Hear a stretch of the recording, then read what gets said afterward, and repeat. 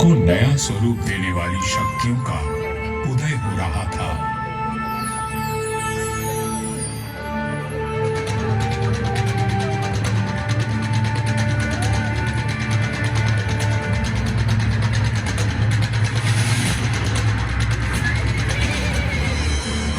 लोधी राजवंश ने दिल्ली की गद्दी संभाली।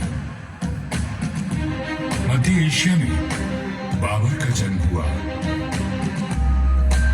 और राठौड़ कुल गौरव राव जोधाजी ने मेहरानगढ़ दुर्ग की नींव डालकर जोधपुर नगर की स्थापना की। 1459 ईस्वी में बना मेहरानगढ़ उत्तर भारत की राजनीतिक सरगर्मियों का साक्षी भी रहा और केंद्र भी।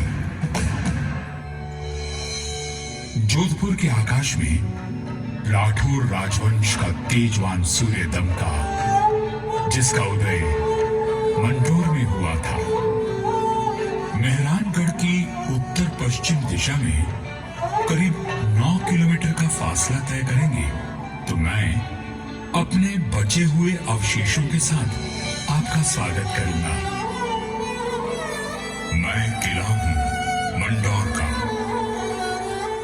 मैं इतना प्राचीन हूं कि मुझे किसने बनवाया, कब बनवाया, ये किसी को भी याद नहीं। मंडोर की भूमि से आज भी अतीत के सिक्के, मंदिर के अवशेष, तोरण द्वार, स्तंभ और उत्कृष्ट मूर्तियां प्राप्त होती रहती हैं। मंडोर संग्रहालय में प्राचीन भारत के सभी प्रतीकों को सहेज कर रखा गया है, ठीक वैसे ही जैसे मैंने अपने जीर्ण अवशेषों में अनेकों गाथाएं संभाल रखी हैं। अरावली की पहाड़ियों से घिरा मंडोर नगर मांडव्य ऋषि की तपोभूमि था और इसका प्राचीन नाम मांडव्यपुर था। महाभारत काल में यहाँ नागवंशियों ने राज किया और फिर गुप्त वंश ने इसे अपने बाहुबल से जीता। चौथी व छठी शताब्दी में हुनों का आगमन हुआ तथा परमारों ने इनके वैभव को बढ़ाया। मारवाड़ का विस्तार सबसे अधिक परमारों की समयावधि में हुआ और उस समय मारवाड़ को नवकोटि मारवाड़ भी कहा जाता था। तो 7वीं शताब्दी में प्रतिहारों ने यहाँ अपना साम्राज्य स्थापित किया और यहाँ के वैभव को बढ़ाया। मेरे साथ चलिए उस बीते हुए काल में जब यहाँ तलवारें खड़कती थी, रणभेरी और नगाड़े कंपायमान होते थे, वीर हुंकार भरते थे और रणबांकुरों के जय घोष से आकाश गूंज उठता था। सन 1394 ईस्वी परिहारों की शक्ति अस्त हो रही थी। गुजरात के सूबेदार जफर खान ने दिल्ली की कमजोर सल्तनत के चलते मंडौर और नागौर को अपने कब्जे में ले लिया था। अब मेरी चार दीवारी में परिहार नहीं, तुर्क आ बसे थे। जफर खान का हाकिम ऐबक खान मंडौर दुर्ग का किलेदार था, जो आए दिन अपनी क्रूरता का प्रदर्शन करता रहता था। पीड़ित किसान मंडौर के इंदा परिहार के प्रधान वीर राव हेमा गहलोत के पास मदद के लिए पहुंचे। राव हेमा जी, ये तुर्क हमसे मनमाना लगान वसूल करते हैं। आए दिन हमारी गायों को चुरा कर ले जाते हैं और अब अपने शक्तिशाली शत्रु से लड़ने के लिए बल और बुद्धि से वार करने की योजना बनाई गई। घास की कई 100 गाड़ियां तैयार की गईं और हर गाड़ी में हथियार लिए योद्धा चुप कर बैठ गए। गाड़ियां जैसे ही किले के भीतर पहुंची, क्षत्रियों ने नारा लगाया,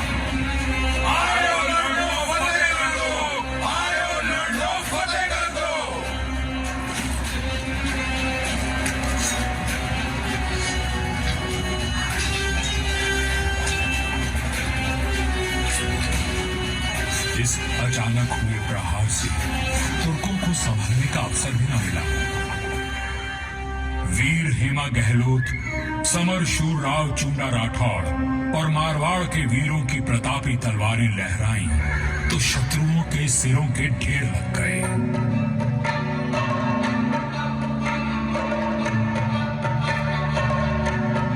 इसी जीत की याद में आज भी मंडौर में राव महोत्सव मनाया जाता है।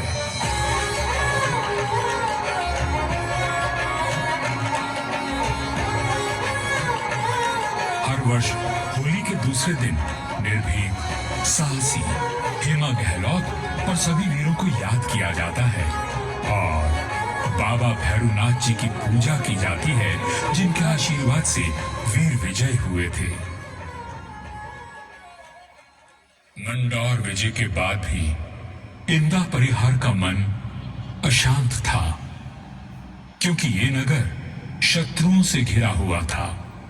तब उन्होंने शक्तिशाली राठौड़ वंश को राज सौंपने का निश्चय किया। इंदा के मुखिया राय धवल ने अपनी पुत्री का विवाह राव चुंडा से करवाया और दहेज में मंडौर का दुर्ग दे दिया गया।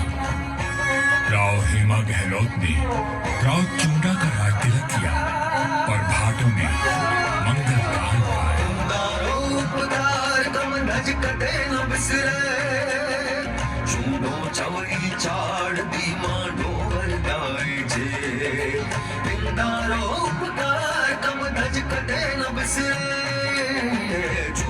अपने कौशल और सामरिक सूझबूझ का परिचय देते हुए राव चुंडा ने अपने साम्राज्य को बढ़ाया और मंडौर को मारवाड़ की राजधानी बनाया। 1423 में नागौर के युद्ध में राव चुंडा वीर गति को प्राप्त हुए और उनके पुत्र कान्हा के बाद राजदंड राव रणमल ने संभाला।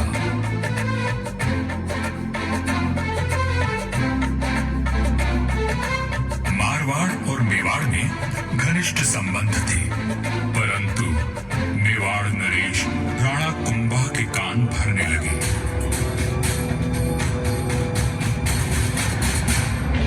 मुझे राव रणमल की नीयत ठीक नहीं लगती राणा। वो आपका राज हड़पना चाहता है।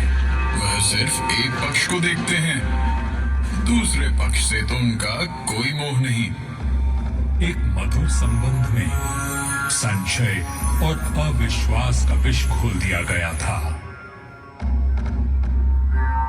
1438 ईस्वी में राव रणमल पहले ये काफी ऊंची थी और किले तक पहुंचना कठिन था, पर भारी वर्षा और धूल भरी आंधियों ने इनका कद घटा दिया है। राव जोधा की बात पीड़ादायक परंतु सत्य थी। मैं भी अब बूढ़ा और कमजोर हो चला था, सो मेरा त्याग करके मेहरानगढ़ का निर्माण किया गया और ये सही फैसला था। भारत में जब मुगलों का आगमन हुआ तो राठौड़ राजवंश ने उनसे सीधी टक्कर ली और हार माने बिना संघर्ष करते रहे। इस सब में मेहरानगढ़ ने प्रमुख भूमिका निभाई। जोधपुर का इतिहास प्रेरणादायक वीर गाथाओं से भरा हुआ है। त्याग और देशभक्ति के कीर्तिमान स्थापित करके इतिहास में अमर हो जाने वाले वीरों ने जोधपुर का सर सदा ऊंचा रखा है।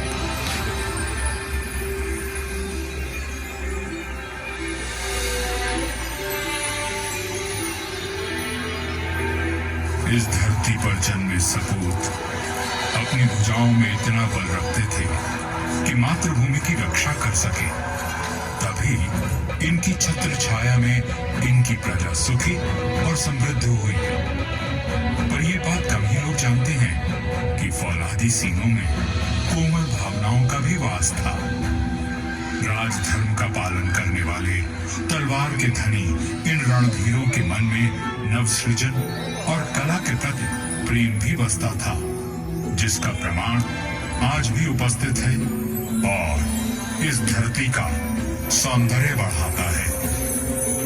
महाराजा अजीत सिंह जी को उनकी सृजनात्मक ऊर्जा और निर्माणों के लिए याद किया जाता है। उन्होंने देवी देवताओं की साल, अजीत पुल, मय पुल और एक खंबा महल बनवाया एवं भेरू बावड़ी और भेरू मंदिर का जीर्णोद्धार करवाया। उन्होंने अपने पिता महाराजा जसवंत सिंह जी के भव्य देवल का निर्माण भी करवाया, जिसके विशाल स्तंभों एवं गर्भगृह का अलंकरण दर्शनीय है। सभा मंडल का दृश्य पौराणिक आख्यानों का स्पष्ट दर्शन देता है। प्रस्तरों पर उत्कीर्ण भाव भंगिमाएं शिल्पकला का श्रेष्ठ उदाहरण है। महाराजा जसवंत सिंह जी द्वितीय ने मंडौर को दर्शनीय बनाने पर विशेष ध्यान दिया। उन्होंने मंडौर बाग में 100 से अधिक प्रजाति के वृक्ष लगवाए, जो उद्यान की अहमियत को और अधिक सुंदरता प्रदान करते हैं।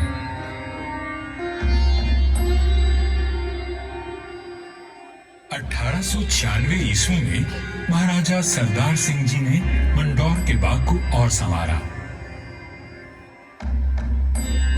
महाराजा उम्मेद सिंह जी के समय 1923 और 1947 के बीच मंडौर उद्यान को आधुनिक रूप देने हेतु कई कार्य करवाए गए, जैसे नागादड़ी नहर का जीर्णोद्धार, देवलों व महलों के पास सुंदर बाग विकसित किए गए। इसके साथ ही 4 दीवारी व दोनों मुख्य द्वारों का निर्माण हुआ। मारवाड़ नरेश राव गांगा राठौर जी ने कहा था, नाम तो गीतड़ा या भीतड़ा सूरवै। युगों तक मनुष्य की ख्याति या तो साहित्य सृजन से अथवा बड़े बड़े निर्माण कार्यों से रहती है।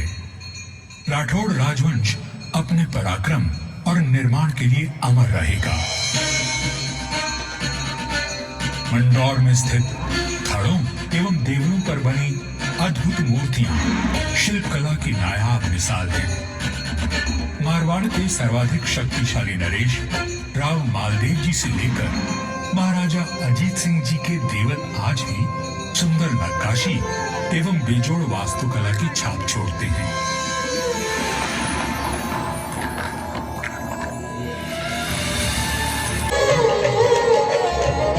यहाँ जन्मे वीरों और स्वामी भक्तों की मिसाल युगों तक कायम रहेगी। जब वीरपुरी और नाग पंचमी को यहाँ विशाल जनसमूह उमड़ता है, तो आज भी हमारे आत्मीय संबंध जीवंत हो उठते हैं। उनकी आंखों में उमड़े प्रेम और श्रद्धा को देखकर मन भाव विभोर